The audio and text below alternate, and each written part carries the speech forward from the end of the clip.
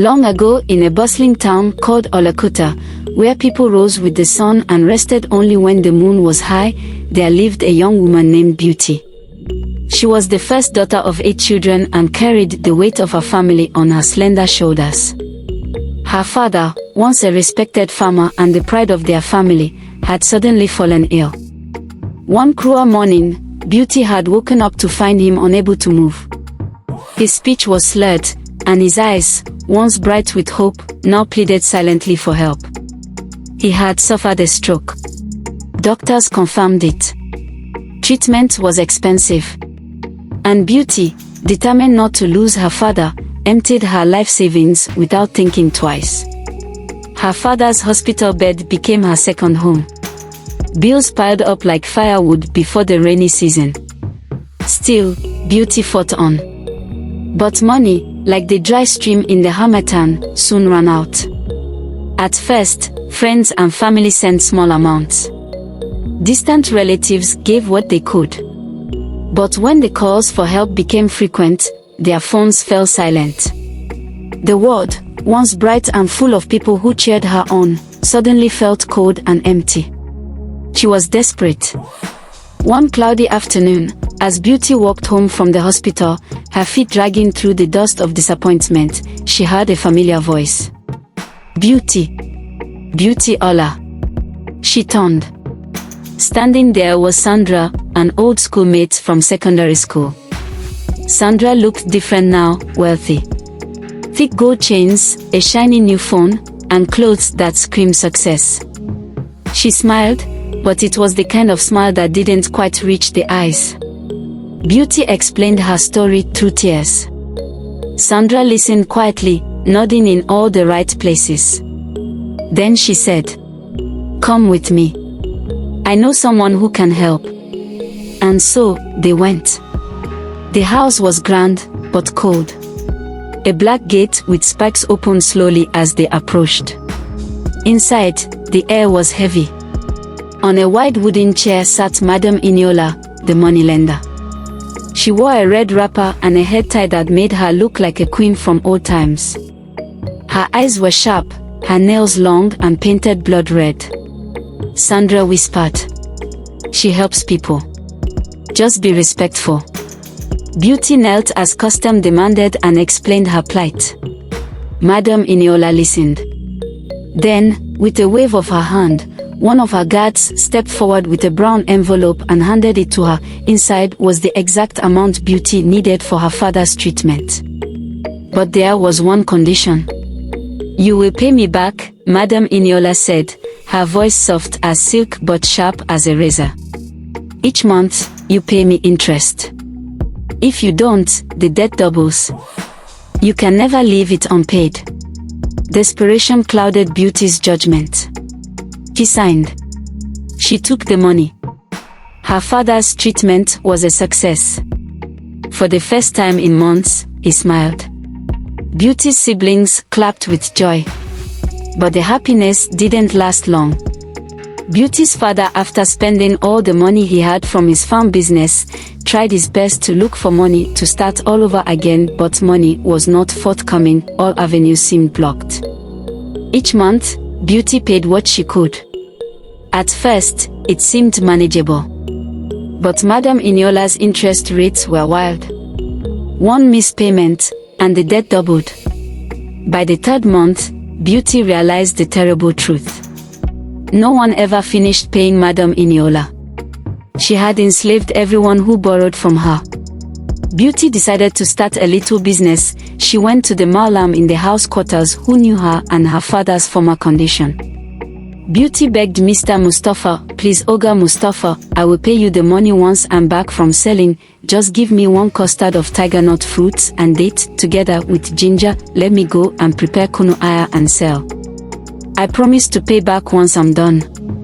After hesitating for a while, Oga Mustafa gave her and told her to keep to her words. Beauty became excited and started the Tigernut drink business. True to her words, she paid Oga Mustafa the money.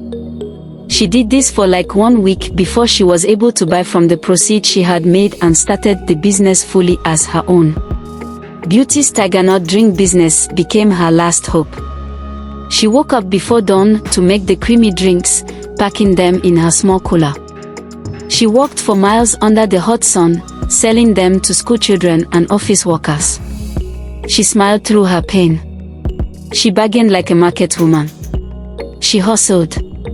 But every time she made money, it vanished, swallowed by Madam Eniola's ever-growing interest. One hot afternoon, Beauty stood by the roadside with her cooler balanced on a wooden stool. Sweat dripped down her face. Her lips were cracked. Yet, she stayed. Then, out of nowhere, splash! A black SUV sped by, rolling through a muddy puddle. Dirty water splashed all over her, knocking the cooler over. The Tigernut drink spilled into the sand. She screamed and fell to her knees. "Is this my life?" she cried. The SUV screeched to a stop.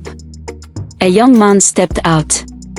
He was tall, dressed in an expensive white shirt and trousers. His name was Prince Adigun, but he was known as the Billionaire Bachelor of Lagos. He walked towards her, guilt clouding his handsome face. "I'm so sorry. Are you hurt?" Beauty glared at him, wiping dirt from her face. "My drinks. My cooler. That was my living." Prince Adigun bent to pick up the fallen bottles.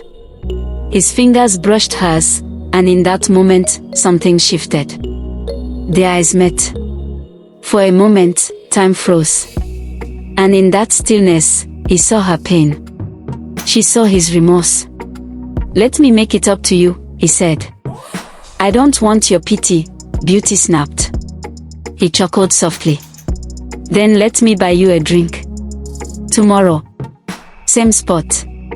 After a while, Beauty reluctantly agreed. Their meetings became frequent. Adigun learned of her struggles. Beauty opened up about her debts, her father, and the endless cycle of pain. She told him about Madam Eniola, about how she felt trapped like a bird in a cage. Adigun listened. Then one day, he said, "Let me help you." Beauty shook her head. "No man gives without wanting something in return." He smiled. "I only want to see you free." Meanwhile, Madam Eniola grew impatient. One evening, as Beauty closed shop, two of Madam Eniola's guards approached her. "Madam Eniola wants to see you," they said. At Madam Eniola's house, Beauty was dragged to her knees. "Why haven't you paid my money?" she asked. "Your debt has doubled." "You owe me," Madam hissed. "I'm trying," Beauty pleaded. "Try harder," Madam snapped. "Or your siblings will suffer." The threat was clear. Beauty told Adigun everything. The next day, he arrived at Madam Eniola's mansion with a team of lawyers and an envelope filled with cash. "I'm here to settle Beauty's debt," he said calmly. Madam Eniola sneered. "No one settles my debts." But Adigun was not ordinary. He was a prince. And he knew the law.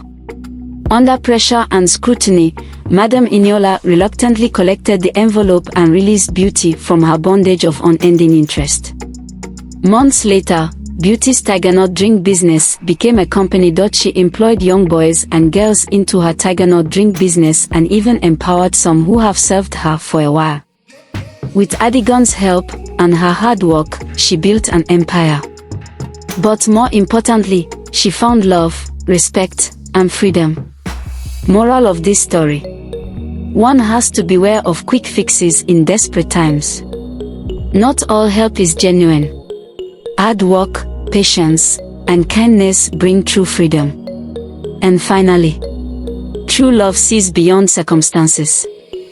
Dear story lovers, did you enjoy this story? Click like, subscribe, and comment your thoughts. What would you have done if you were Beauty? Watch more inspiring African folktales here. And I'll see you in my next video. Goodbye.